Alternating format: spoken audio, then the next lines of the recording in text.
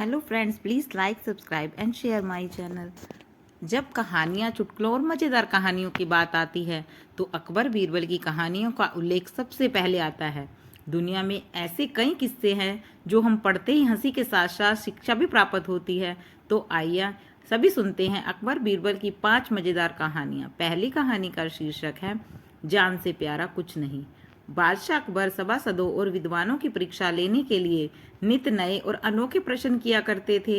एक दिन उन्होंने सभी से प्रश्न किया कि इंसान के लिए सबसे प्यारी चीज़ क्या है। किसी ने कहा सबसे प्यारी चीज़ खुदा है।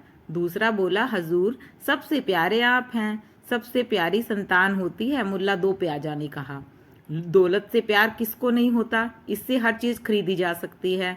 अतः इंसान दौलत से सबसे अधिक प्यार करता है। सभी का उत्तर सुनकर बादशाह ने बीरबल की ओर देखा। बीरबल ने अभी तक कोई उत्तर नहीं दिया था। वे अभी भी खामोश बैठे सोच रहे थे।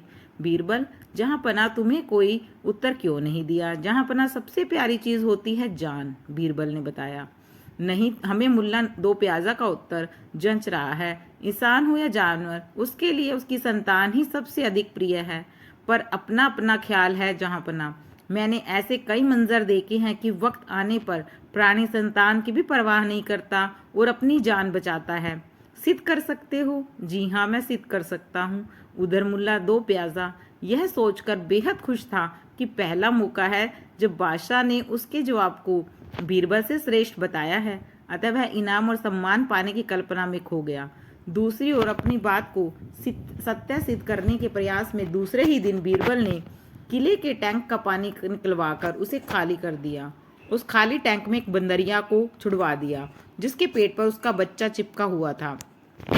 फिर धीरे धीरे उस टैंक में पानी छुड़वाना शुरू कर दिया। बंदरिया सूखे में खड़ी हो गई जो कि सबसे ऊंची जगह थी। जब उस ऊंची जगह में भी पानी आ गया तो बंदरिया के पेट पर चिपका बच्चा भीगने लगा। तो बंदरिया ने उसे बच्चे को पीठ पर लाद लिया। पानी भरता जा रहा था। बंदरिया बच्चे के लिए खड़ी रही। पानी तेजी से भर रहा था। जब पानी बंदरिया की पीठ तक आने लगा तो उसने बच्चे को सिर पर उठा लिया। पानी बढ़ता ही जा रहा था, यहाँ तक कि बंदरिया डूबने लगी। उसके सिर तक पानी पहुंच गया। उसके पैर भी उखड़ने लगे। तब उसने अपने को बचाने के लिए उस बच्चे को नीचे फेंक दिया और स्वयं बच्चे के ऊपर खड़ी हो गई। यह देखकर बादशाह अकबर की आंखें खुल गई। जिस बच्चे को बचाने के लिए वह कुछ देर पहले अब तक जी जान से संघर्ष कर रही थी, अब अपनी जान पर बनी देखकर उसने उसी बच्चे को अपनी जान बचाने का माध्यम बना लिया। सच है, जान तो है तो जहान है। वह मान गए कि सबसे प्यारी चीज जान होती है। अपनी जान संकट में देख प्राणी कोई भी किसी भी परवाह नहीं करता। तुम्हारी बात सही है बीरबल। बीरबल ने मुस्कुराकर कहा, देखा आपने जहां पना, संसार में हजारों में एक ऐसा होता है जो प्राणों की बाजी लगाकर किसी के प्राण की रक्षा करता है। अधिकांशतः तो ऐसे ही होते हैं जिन्हें अपनी जान की ही अधिक परवाह होती है। ऐसे भी प्राणी हैं जो भूख से अधिक पीड़ित होने पर संतान का ही भक्षण कर जाते हैं। कुछ ऐसे प्राणी होते हैं जो अकाल पड़ने पर मनुष्य को भी मनुष्य का अपनी संतान का भक्षण करते देखा गया है। इसीलिए मैंने कहा था कि सबसे प्यारी चीज अपनी जान है। सच कहते हो, ऐसा कहकर अकबर बादशाह ने अपने हाथ की अंगूठी बीरबल को देकर कहा, यह तुम्हारा इनाम है। यह देखकर मुल्ला प्याजा के सीने पर सांप लौट गए। अगर बीरबल यह न करता तो इनाम की इस बेशकीमती अंगूठी का अधिकारी वही होता, मगर अब पछताए क्या होता है। दूसरी कहानी का शीर्षक है मुल्ला की पगड़ी।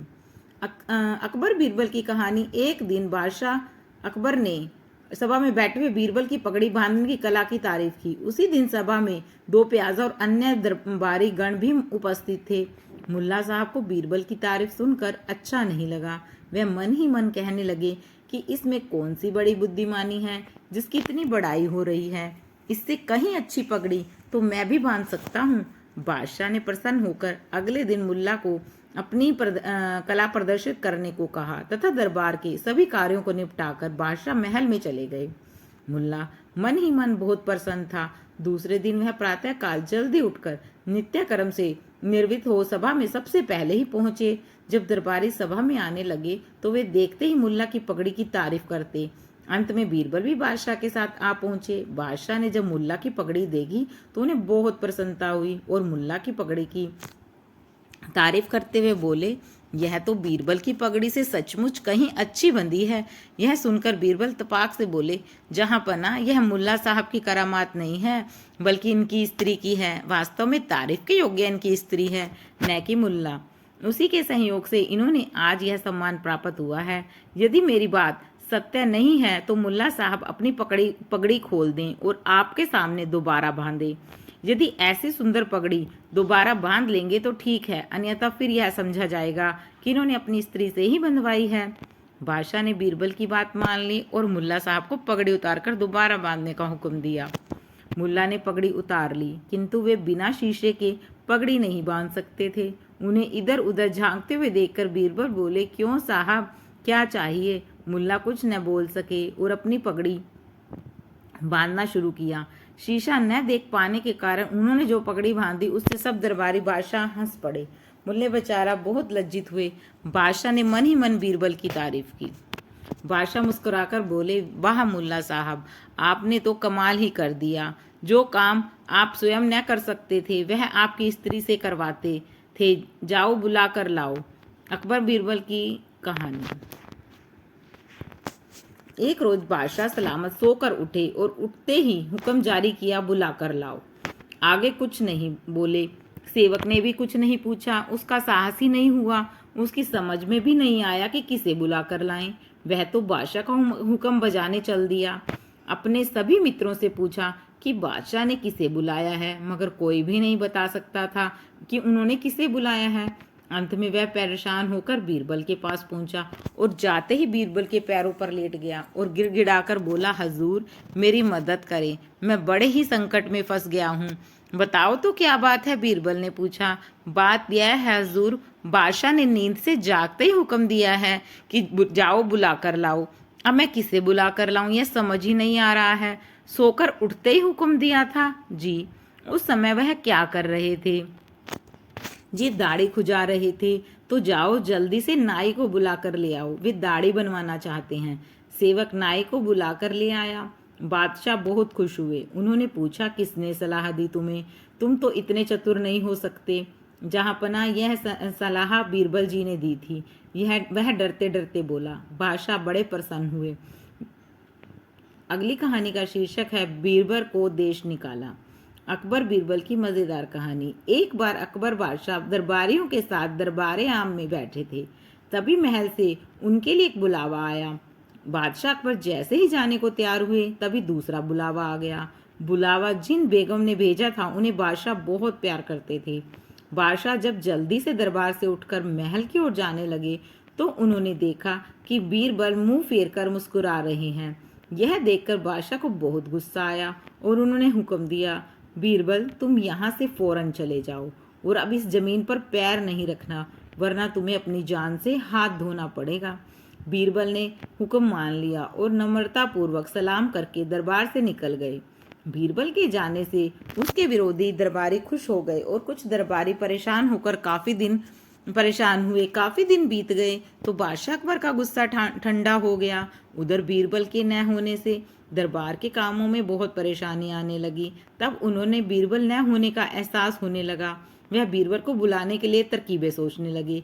एक दिन बादशाह अकबर अपने महल के झरोखे से बाहर का नज़ारा देख रहे थे कि उन्होंने सामने से एक गाड़ी को आते देखा जिसमें बीरबल बैठे थे। बादशाह ने बीरबल को हुक्म देकर रुकवा लिया। गाड़ी रुकने पर बादशाह अकबर ने गुस्से में बीरबल से पूछा, तुमने हमारा हुक्म क्यों टाला है? बीरबल ने नर्म लहजे में जवाब दिया, जब से आपने मुझे हुक्म दिया है कि इस जमीन पर पैर मत रखना, मैं तो उसी दिन से दूसरे देश जाकर वहां की जमीन की मिट्टी को इस गाड़ी पर बिछाकर लाया हूँ। अब मैं इसी पर रहता हूँ और आपका हुक्म मानता हूँ तथा इसी पर जिंदगी के बाकी दिन गुजार रहा हूँ। बीरबल की वफादारी पर वे खुश हो गए। बादशाह ने उनकी गलती को माफ कर दिया और उन्हें फिर से उनका ओहदा भी दे दिया। अगली कहानी का शीर्षक है, बुद्धि की परीक्षा। एक बार बीरबल बुखार से पीड़ित होने के कारण हफ्तों तक दरबार में हाजिर न हो सके। बादशाह को बीरबल से ऐसा स्नेह था कि वे उससे ज्यादा देर अलग नहीं रह सकते थे। एकाएक आज बादशाह बीरबल से मिलने के लिए उतावले हो उठे। वे स्वयं बीरबल के घर आ धमके। बादशाह ने देखा कि बीमारी के कारण बीरबल कमजोर हो गए हैं। कुछ देर बाद बीरबल को हाज महसूस हुई, वे आज्ञा लेकर पखाने चले गए। बादशाह इस बीच में अकेले बैठे थे। उनका मन में आया कि बीमारी के कारण बीरबल की बुद्धि में कोई फर्क तो नहीं आ गया। ऐसा सोच उन्होंने नौकर को आज्ञा दी कि बीरबल की खाट को चारों पांव के बीच कागज का एक एक टुकड़ा रख दे। नौकर ने ऐसा ही किया। कुछ देर बाद जब बीरबल शौचालय से फारिग होकर वापस आए और खाट पर लेटे, तत्काल ही उन्हें अपने खाट में कुछ परिवर्तन मालूम हुआ। अतः वे इधर उधर देखने लगे, कभी दाएं देखते कभी बाएं। बादशाह ने उन्हें भुलावे में डालने के लिए इधर उधर का प्रसंग छेड़ दिया। बीरबल बादशाह की बातों का उत्तर अवश्य दे रहे थे, परंतु किसी अज्ञात वस्तु की तलाश कर रहे थे। जब बादशाह से रहा ना गया तो बीरबल से उनकी अधीरता का कारण पूछा। तब बीरबल बोले कि इस वक्त मुझे अपनी खाट की स्थिति में कुछ फेरबदल महसूस हो रहा है। बादशाह ने चेहरे पर कृत्रिम आश्चर्य का भाव दिखाते हुए पूछा, क्या हेर फेर बीरबल? बीरबल बोले, ऐसा मालूम होता है कि या तो मकान ही कागज भर नीचे धंस गया है अथवा खाट कागज भर ऊंची हो गई है। बीरबल का यह कथन सुनकर बादशाह समझ गए कि इनकी बुद्धि में किसी प्रकार का कोई परिवर्तन नहीं हुआ है। फिर भी अपने दिल का भाव छिपाकर बोले, अक्सर देखा जाता है कि बीमारी से उठने के बाद लोगों को इस तरह के वहम हो ही जाते हैं, लेकिन असल कुछ होता नहीं है। बीरबल बोले, जहाँ पना मैं बीमार जरूर पड़ा हूँ, परंतु मेरी बुद्धि बीमार नहीं पड़ी, इसीलिए मेरा सोचना गलत नहीं हो सकता। यह सुनकर बादशाह ने असल बात प्रकट कर दी और मान गए कि बीरबल की बुद्धि में कोई फर्क नहीं आया है और बीरबल जितना कोई समझदार नहीं हो सकता। ऐसी ही रोचक और मनोरंजक कहानियाँ सुनने के लिए please like, subscribe and share my channel. Thank you.